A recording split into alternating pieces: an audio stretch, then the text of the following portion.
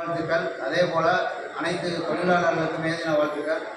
இன்றைய நன்னாளில் விவசாயிகளுடைய கருத்தொற்றுமையை ஏற்படுத்துவதற்காகவும் ஜூலை 5 விவசாயிகளுடைய பேரணியை எவ்வாறு சிறப்பாக நடத்துவது என்றும் அனைத்து நாமக்கல் மாவட்டம் உட்பட தமிழகத்தில் இருக்கின்ற 38 மாவட்டத்தினுடைய பெரும்பாலான விவசாய சங்க தலைவர்கள் இந்த கூட்டத்தில் கலந்து கொண்டு பல்வேறு விதமான கருத்துக்களை இங்கு எடுத்துரைத்தார்கள். அந்த வகையில் குறிப்பாக ஜூலை 5 அன்று தமிழகத்தில் உள்ள அந்தந்த மாவட்ட தலைநகரங்களில் குறைந்தது 1,00,000 பேர் அந்த பேரணியை சிறப்பாக நடத்த வேண்டும் என்று தீர்மானம் நிறைவேற்றப்பட்டுள்ளது.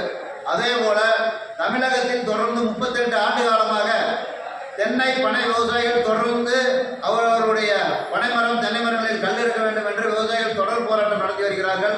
உடனடியாக தமிழக அரசு எந்த விதமான சட்டத்தையும் நிறைவேற்றாமல் உடனடியாக கல்லுக்கும் ஏற்படுகின்ற தடையை உடனடியாக நீக்க வேண்டும்.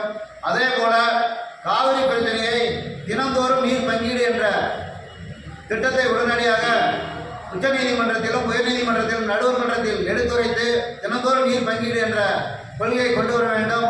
அதே போல தமிழகம் முழுவதும் பல்வேறு மாவட்டங்களில் தமிழக அரசு தொடர்ந்து விவசாயிகளுடைய முப்போகம் அடையக்கூடிய விவசாய நிலங்களை சிப்காட் என்ற போர்வையில் கார்ப்பரேட் நிறுவனங்களுக்கு கையகப்படுத்தி கொடுப்பதை முற்றிலும் உடனடியாக தடை செய்ய வேண்டும்.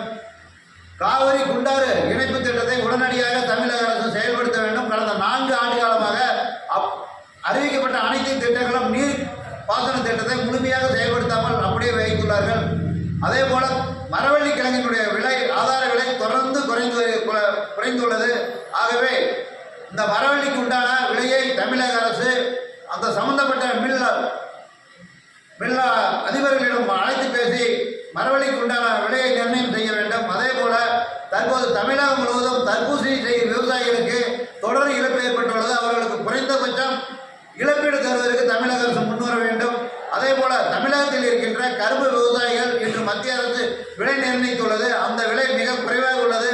ஆனால் குஜராத், மகாராஷ்டிரா போன்ற பல்வேறு மாநிலங்களில் இருக்கின்ற விவசாயிகள் கட்டுப்படியான விலை இருக்கின்றது. ஆனால் தமிழகத்தை பொறுத்தவரை வெறும் 3,300 ரூபாய்க்கு உட்பட்டு தான் இருக்கிறது.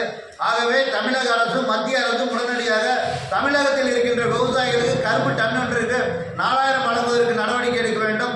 அது மட்டுமல்ல, தமிழகத்தில் இருக்கின்ற ஒவ்வொரு மாவட்டத்திலும் குறைந்தபட்சம் ஒவ்வொரு பகுதியில் பல்வேறு விவசாய பிரச்சனைகளை விவசாயிகள் தொடர்ந்து சந்தித்து வருகிறார்கள். ஆகவே எங்களுடைய அடுத்தடுத்த கூட்டத்தை ஒருங்கிணைப்பு கூட்டத்தை பல்வேறு மாவட்டத்தில் நடத்தி நாங்கள் தொடர்ந்து ஒட்டுமொத்த விவசாயிகளுடைய பிரச்சனையை வருகின்ற 2026 எங்களுக்கு கோரிக்கைகளை நிறைவேற்ற கட்சிகளுக்கு எங்களுடைய ஆதரவு இருக்கும். தவறும் பட்சத்தில் 234 தொகுதிகளிலும்